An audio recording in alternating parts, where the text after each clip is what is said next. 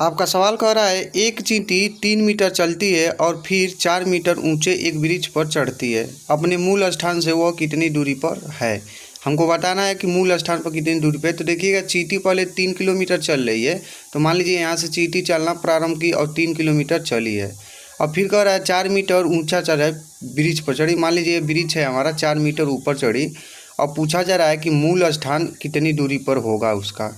तो बताना है मूल स्थान हमको। तो देखिएगा, बहुत सारे बच्चे क्या करते हैं, हमारा इसको यहाँ पर ज्ञात करने के लिए क्या करते हैं, 3 और 4 को जोड़ देते हैं। 3 और 4 को जोड़ देते हैं और आ जाता है 7। तो 7 हमारा राइट आंसर इस ऑप्शन में से मार देते हैं और ऑप्शन दिया भी रहता है। लेकिन हमको ऐसा करना नहीं है, क्योंकि हमसे कुल दूरी तो पूछा गया नहीं है कि हम लोग जोड़ के बता दें। हमसे पूछा गया है कि मूल स्थान से दूरी कितना होगा। तो क्या करेंगे, हमको जहाँ से चींटी चली थी, ठीक है, वहाँ से और जहाँ तक चली थी वहाँ तक ज्ञात करना है। तो क्या करेंगे, देखिएगा यहाँ से 19 डिग्री का हमारा कोण यहाँ बन रहा है, एक हमारा त्रिभुज बन रहा है, ठीक है, 19 डिग्री का। तो हमारा देखिएगा पाइथागोरस का एक फार्मूला, तो इसी फार्मूला पर हम लोग लगा देंगे। तो कर्ण का हमको मान ज्ञात करना पड़ेगा। तो कर्ण का मान ज्ञात करने के लिए अंडर रूट में क्या करेंगे हम लोग, अंडर रूट में लिखेंगे 4 का स्क्वायर मतलब 16 लिखेंगे और प्लस करेंगे, ठीक है, और प्लस करके 3 का स्क्वायर करेंगे तो 9 हो जाएगा, ठीक है, और जोड़ेंगे तो 25 हो जाएगा कड़ी में। तो अब कड़ी में 25 का मान क्या होता है, 5 होता है। तो 5 मीटर क्या होगा, इसका राइट आंसर हो जाएगा, ठीक है। मूल स्थान इसका क्या होगा, 5 मीटर होगा। तो इसी तरह से बहुत सारे प्रश्न पूछे जाते हैं, तो हम लोग बहुत ध्यान से लगाएंगे और आप लोग को शायद ये समझ में आ गया होगा। चलिए अगला देखते हैं क्वेश्चन। अगला क्वेश्चन कह रहा है हमारा दूसरा नंबर, नीचे दिए गए श्रृंखला में प्रश्न चिन्ह के स्थान पर कौन सी संख्या होगी। मतलब इस क्वेश्चन मार्क की जगह बताना है इस ऑप्शन में से। तो देखते हैं इस सीरीज कैसा हम लोग का इसमें से बन रहा है।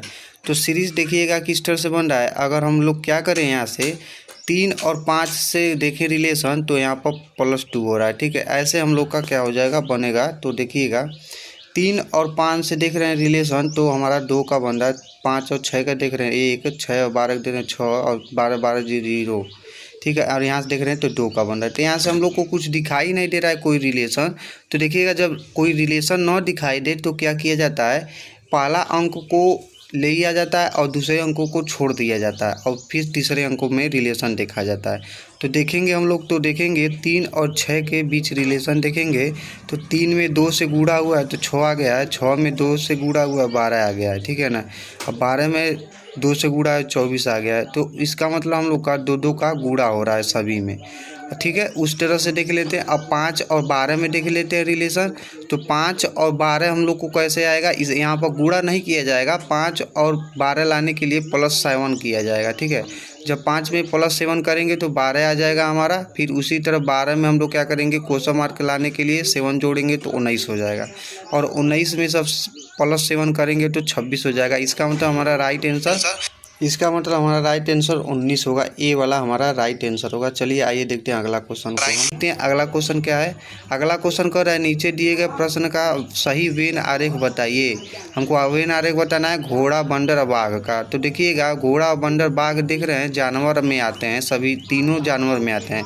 लेकिन इसमें किसी प्रकार का संबंध है ही नहीं, हम लोग का कोई प्रकार का संबंध नहीं है। तो इसका वेन आरेख हम लोग का अलग अलग बनेगा। तो यहाँ पर 3 आरेख बनेगा और जो भी अलग रहेगा कोई रिलेशन इसमें नहीं बनेगा। तो इसमें से हमारा बी वाला क्या होगा, राइट आंसर होगा, ठीक है। अब बाकी सब में देखिए रिलेशन बन रहा है, ठीक है। उसी तरह से चौथा सवाल को देखते हैं। चौथा सवाल कह रहा है, नीचे दिए गए श्रृंखला में अगला संख्या क्या होगा। तो इसमें से इस क्वेश्चन मार्क की जगह बताना है। तो देखिएगा इसमें कैसे हम लोग रिलेशन बन रहा है। हम लोग देख रहे हैं इसमें, तो 5 को पहले में देखे हैं तो हम लोग का क्या किया है, पहले और दूसरे में देखें तो 5 को हटा करके और सभी यहाँ पर लिख दिया है। मतलब कि यहाँ पर 8 9 6 5 4 2 3 लिख दिया है, ठीक है ना। यहाँ पर लिख दिया 5 को हटा के। फिर उसी तरह से देखते हैं तीसरे वाले में क्या किया है। तीसरे वाले में लाने के लिए क्या किया है, 7 को हटा दिया यहाँ से। मतलब अंत वाला जो हमारा यहाँ पर दिखाई दे रहा है, इसको हटा करके यहाँ पर लिख दिया है, ठीक है।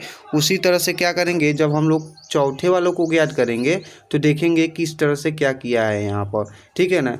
बहुत ही ईजी है, आप लोग ध्यान से अगर देखेंगे तो प्रश्न समझ में आ जाएगा, ठीक है। तो 7 को हटा दिया है और यहाँ पर कैसे आया है, तो देखिएगा क्या किया है, यहाँ पर 8 को हटा करके पूरा लिख दिया। मतलब 9 6 5 4 2 3 लिख दिया है। उसी तरह क्वेश्चन मार्क की जगह अगर हम लोग बताएंगे तो क्या करेंगे, यहाँ पर हम लोग पहले फिर से समझ लेते हैं। पहले हम लोग का क्या किया है, पहले हम लोग का 5 यहाँ पर हटाया, फिर क्या किया यहाँ पर दूसरे में 7 को हटा के लिख दिया है, ठीक है। उसी तरह से देखिएगा इसमें क्या किया है, हम लोग का 8 को हटा करके यहाँ पर लिख दिया है। तो इसका मतलब हम लोग को यहाँ पर 3 को हटा के लिखना है। तो हम लोग का क्या लिखेंगे, 9 6 5 4 2 लिखेंगे। तो इसमें से हमारा राइट आंसर क्या होगा, डी वाला राइट आंसर होगा। आप लोग को शायद इस क्वेश्चन जितना भी क्वेश्चन मैं बताया हूँ आप लोग को समझ में आ गया होगा। थैंक्स।